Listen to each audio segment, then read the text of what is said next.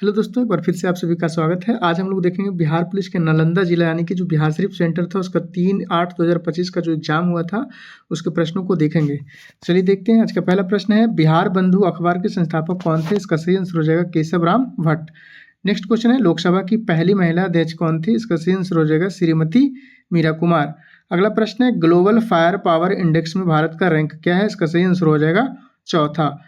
Next question है, अंतर्राष्ट्रीय प्रवासी दिवस कब मनाया जाता है? इसका सही आंसर हो जाएगा 18 दिसंबर।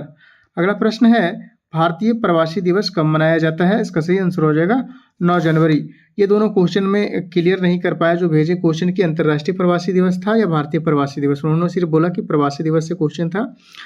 तो ये दोनों क्वेश्चन में क्या था आप अपने हिसाब से देख लीजिएगा, अंतर्राष्ट्रीय प्रवासी दिवस था या भारतीय प्रवासी दिवस। अंतर्राष्ट्रीय प्रवासी दिवस अगर पूछा होगा तो 18 दिसंबर और अगर भारतीय प्रवासी दिवस पूछा होगा तो 9 जनवरी हो जाएगा। अगला प्रश्न है, डालमिया किस लिए प्रसिद्ध है? इसका सही आंसर हो जाएगा मुख्य रूप से सीमेंट उत्पादक के लिए है और दूसरा है जो चीनी उत्पादन के लिए है। अगला प्रश्न है, भगोरिया मेला का आयोजन कहाँ होता है? इसका सही आंसर हो जाएगा मध्य प्रदेश। मध्य प्रदेश में 2 जगह है, झाबुआ और अलीराजपुर। ये दोनों जगह जो है भगोरिया मेला का आयोजन किया जाता है। अगला प्रश्न है, तरल पदार्थ में ध्वनि की चाल क्या है? इसका सही आंसर हो जाएगा 1500 मीटर प्रति सेकेंड। नेक्स्ट क्वेश्चन है, पानी में ध्वनि की चाल क्या है? 1482 मीटर प्रति सेकेंड। अच्छा, इसमें जो है वो जिन्होंने प्रश्न भेजा वो क्लियर नहीं किए हैं। उन्होंने सिर्फ लिखा है कि लिक्विड में साउंड का शायद ये वेलोसिटी या कुछ ऐसा ही लिखे हैं। तो इससे जो जितना प्रश्न बन सकते थे 2-3, हमने दोनों तीनों इसमें दे दिया है। आपका प्रश्न क्या था आप अपने यहाँ से हिसाब से देख सकते हैं और उसका आंसर पिक कर सकते हैं यहाँ से। तो पहला हमने ये दिया है, तरल पदार्थ में ध्वनि की चाल क्या है? 1500 मीटर प्रति सेकेंड। दूसरा है, पानी में ध्वनि की चाल क्या है? इसका हो जाएगा 1482 मीटर प्रति सेकेंड। और अगला प्रश्न है, तरल माध्यम में ध्वनि की चाल किस पर निर्भर करती है? इसका सही आंसर हो जाएगा घनत्व और संपीड्यता पर। और अगला प्रश्न है कि तरल पदार्थ में ध्वनि की तरंग किस पर निर्भर करती है? इसका सही आंसर हो जाएगा अनुदैर्ध्य पर। चलिए आगे बढ़ते हैं। अगला प्रश्न है, सूर्य क्या है? तो सूर्य देखिए, ये जो पहले बिहार में एक क्वेश्चन पूछा गया था सूर्य क्या है, उसका ऑप्शन दिया हुआ था पीला तारा।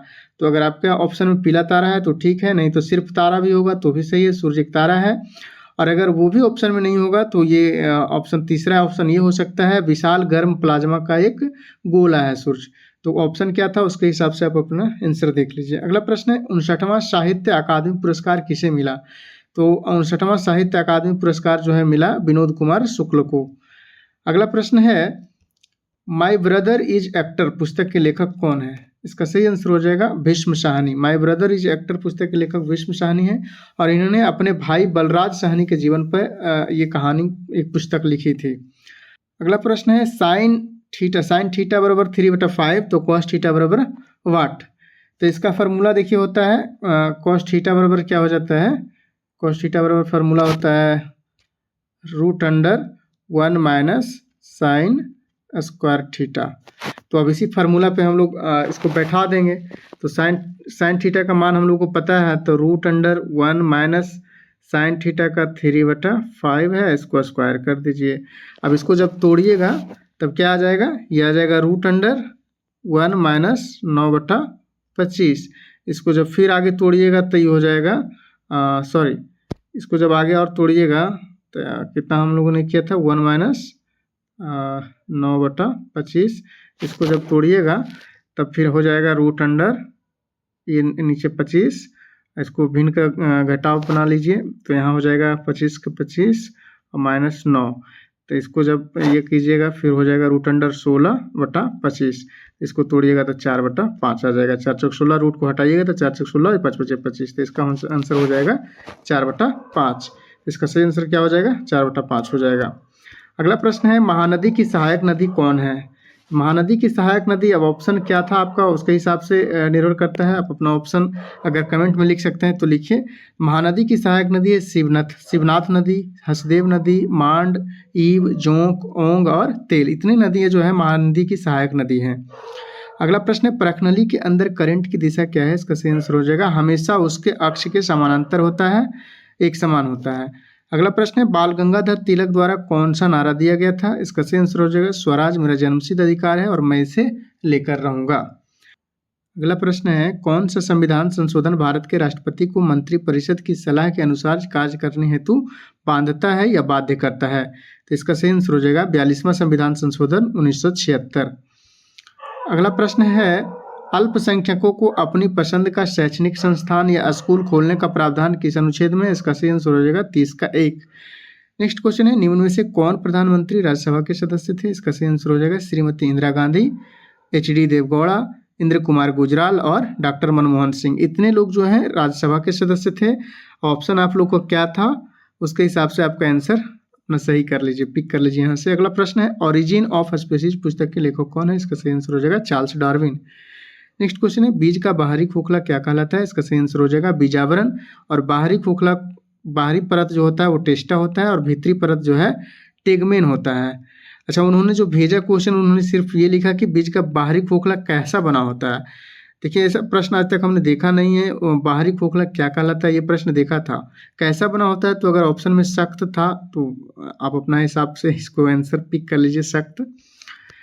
अगला प्रश्न है, 50 पैसे, 25 पैसे, 10 पैसे के सिक्के का अनुपात 3:8:5 है, जिसका मूल्य 188 है, 188 रुपये है। तो 25 पैसे के सिक्कों की संख्या क्या है?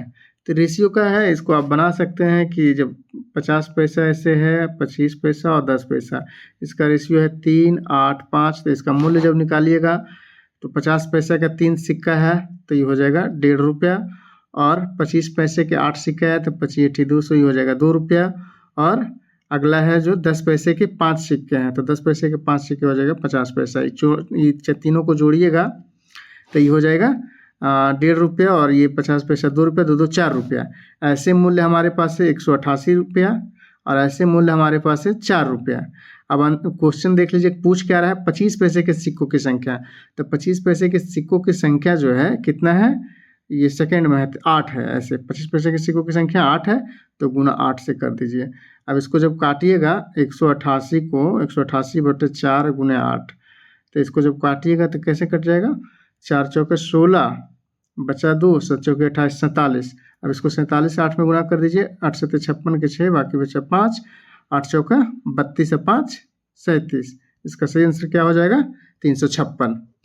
चलिए आगे बढ़ते हैं। अगला प्रश्न है, बिपार्ड यानी कि Bihar institute of public administration and rural development की स्थापना कब हुई? इसका सही आंसर हो जाएगा 2004। अच्छा, कहीं किसी सेंटर पे शायद विपार्ड का फुल फॉर्म भी पूछा गया था, लेकिन यहाँ नालंदा में बता रहे हैं कि विपार्ड की स्थापना पूछा गया था, तो विपार्ड की स्थापना 2004 में हुई थी। अगला प्रश्न है, जवाहर रोजगार योजना की शुरुआत कब हुई थी? इसका सही आंसर हो जाएगा 1989। नेक्स्ट क्वेश्चन है, मुद्रास्फीति में आरबीआई क्या करता है? तो आरबीआई जो है रेपो रेट को बढ़ा देता है ताकि संतुलन बना रहे। अगला प्रश्न है, गुदरी का लाल होना या गुदरी के घर लाल होना मुहावरा का अर्थ क्या है? इसका सही आंसर हो जाएगा गरीब के घर में गुणवान का उत्पन्न होना। अगला प्रश्न है, एल्युमिनियम की संयोजकता कितनी है? तो एल्युमिनियम की संयोजकता जो है 3 होती है। अगला प्रश्न है, लोहा के संक्षरण से क्या होता है? तो लोहा के संक्षरण से जो क्या होता है, लोहा अपनी ताकत खो देता है और वो धीरे धीरे नष्ट हो जाता है। अच्छा, ये दोनों प्रश्न भी कंफ्यूजन है, उन्होंने सिर्फ लिखा लोहा का संक्षरण से क्या होता है। ये क्वेश्चन हमेशा बराबर ये देखने को मिलता है कि लोहा को संक्षरण से बचाने के लिए क्या किया जाता है। तो क्या किया जाता है, उसमें जिंक की परत चढ़ाई जाती है, जिससे गैल्वनीकरण भी कहते हैं। अगला प्रश्न है, लड़की का बहुवचन क्या है? इसका सही आंसर हो जाएगा लड़की का बहुवचन जो है लड़कियां होता है। नेक्स्ट क्वेश्चन, एशियन शिखर सम्मेलन 2025 कहाँ हुआ? इसका सही आंसर हो जाएगा सिंगापुर। अगला प्रश्न है, रूसी क्रांति के समय नेता कौन थे? रूसी क्रांति के समय नेता कौन थे? तो इसका सही आंसर हो जाएगा व्लादिमीर लेनिन। रूसी क्रांति के समय व्लादिमीर लेनिन थे, और एक दूसरे नेता थे लियो ट्रॉट्स्की। हमको जहाँ तक लग रहा है आपको ऑप्शन में व्लादिमीर लेनिन ही होगा, यही सही आंसर होगा। अगला प्रश्न है, बैकाल झील कहाँ है? इसका सही आंसर हो जाएगा रूस के साइबेरिया क्षेत्र में। बैकाल झील कहाँ है? रूस के साइबेरिया क्षेत्र में। अगला प्रश्न है, दिरहम किसका करेंसी यानी मुद्रा है? तो दिरहम जो है संयुक्त अरब अमीरात का है, मोरक्को का है और आर्मानिया का है, 3 देशों का है। आपके ऑप्शन में क्या होगा? ये तीनों ऑप्शन सही है, 3 आंसर सही है। आपके ऑप्शन में कोई एक होगा तो वही सही हो जाएगा। अगला प्रश्न है, मानव शरीर में विली कहाँ पाया जाता है? तो विली जो है छोटी आंत में पाया जाता है। अगला प्रश्न है, कथावतु या कथा वस्तु किस बौद्ध ग्रंथ में लिखा गया है? तो ये लिखा गया है स्थविरवादी बौद्ध ग्रंथ में, और इसको किसने लिखा है? तो इसको लिखा है मुगलिपुत्तिस ने 3री शताब्दी ईसा पूर्व में। अगला प्रश्न है मगध के संस्थापक कौन थे? इसका सही आंसर हो जाएगा बृहद्रथ। नेक्स्ट क्वेश्चन है चंद्रगुप्त मौर्य ने सेल्यूकस निकेटर को कब हराया था? तो ये हराया था सेल्यूसिस मौर्य युद्ध में 305 से 303 ईसा पूर्व के बीच में। आपके ऑप्शन में अगर 305 से 303 ईसा पूर्व के बीच में कोई ऑप्शन होगा तो वो सही हो जाएगा। अगला प्रश्न है HTTP के बाद क्या लिखते हैं?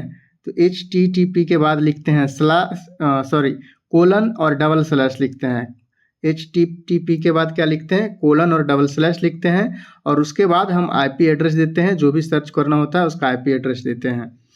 अगला प्रश्न है NHAI की स्थापना कब हुआ था? इसका सही आंसर हो जाएगा 1988 में। NHAI की स्थापना 1988। नेक्स्ट क्वेश्चन है मृदा यानी मिट्टी का संरक्षण किससे होता है? तो संरक्षण जो है किससे किया जाता है? वृक्षारोपण से, वृक्ष लगा करके, सीढ़ीदार खेती करके या बांध बना करके। अगला प्रश्न है कि मिट्टी का क्षरण किससे होता है? ये भी दोनों क्वेश्चन में से क्लियर नहीं हो पाया कि कौन सा क्वेश्चन पूछा था, मिट्टी का संरक्षण पूछा था या मिट्टी का क्षरण पूछा था। अगर संरक्षण पूछा होगा तो ये ऑप्शन हो जाएगा और क्षरण पूछा होगा तो ये ऑप्शन हो जाएगा, सही हो जाएगा। वनों की कटाई, अनुचित कृषि पद्धतियाँ, बाढ़। मिट्टी का क्षरण जो है ये तीनों तरीके से होता है और संरक्षण वन रोपण करके होता है, सीढ़ीनुमा खेती करके होता है और बांध बना करके होता है। अगला प्रश्न है सन क्रीम में क्या होता है? तो सन क्रीम में जो है क्या होता है? अल्ट्रावायलेट किरणों से बचाने वाले रसायन होते हैं और रसायन का नाम है जिंक ऑक्साइड और टाइटेनियम डाइऑक्साइड। अगला प्रश्न है गंगा की सहायक नदी जो उच्च पहाड़ी से नहीं निकलती है, गंगा की सहायक नदी जो उच्च पहाड़ी से नहीं निकलती है वो कौन है? वो गोमती है। गोमती एकमात्र नदी है गोमती एकमात्र गंगा की सहायक नदी है जो मैदानी क्षेत्र से निकलती है, बाकी नदियां जो है पहाड़ी क्षेत्रों से निकलती है। अगला प्रश्न है दिल्ली में अभी तक कितनी महिला मुख्यमंत्री बन चुकी हैं? तो दिल्ली में अभी तक जो है 4 महिला मुख्यमंत्री बनी हैं। अगला प्रश्न है जलियांवाला बाग हत्याकांड के विरोध में किसने सर की उपाधि लौटा दी थी? इसका सही आंसर हो जाएगा रविंद्रनाथ टैगोर ने। नेक्स्ट क्वेश्चन है इसरो का विकास मिशन क्या है? अच्छा ये क्वेश्चन क्लियर नहीं हो पाया। इसरो का विकास मिशन आप लोग को अगर एग्जैक्ट पता हो कि इसका क्या क्वेश्चन पूछा गया था तो कमेंट में जरूर बताएं कि इसरो का विकास मिशन ही था या क्या था। ऐसा करके कोई क्वेश्चन हमें नहीं मिला है। चलिए अगर वीडियो पसंद आया हो तो लाइक ज़रूर करें। और हाँ एक बात बताना भूल गए कि हम लोग नेक्स्ट जो दरोगा की वैकेंसी आ रही है और बिहार पुलिस कांस्टेबल की जो नेक्स्ट वैकेंसी आ रही है उसके लिए एक टारगेट बैच शुरू किया है हम लोगों ने। 10,000 प्रश्नों का सीरीज।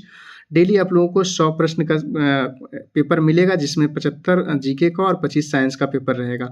ये पूरा क्वेश्चन पेपर हम लोग एक सिलेक्टेड टीम के थ्रू तैयार करवा रहे हैं जिसमें दरोगा, पुलिस कांस्टेबल सभी लोग हैं। हमने अभी तक चैनल आपने सब्सक्राइब नहीं किया तो ज़रूर सब्सक्राइब करें और हमारे जो नेक्स्ट मिशन है उससे ज़रूर जुड़ें। चलिए मिलते हैं नेक्स्ट वीडियो में, तब तक के लिए जय हिंद, जय भारत, जय बिहार।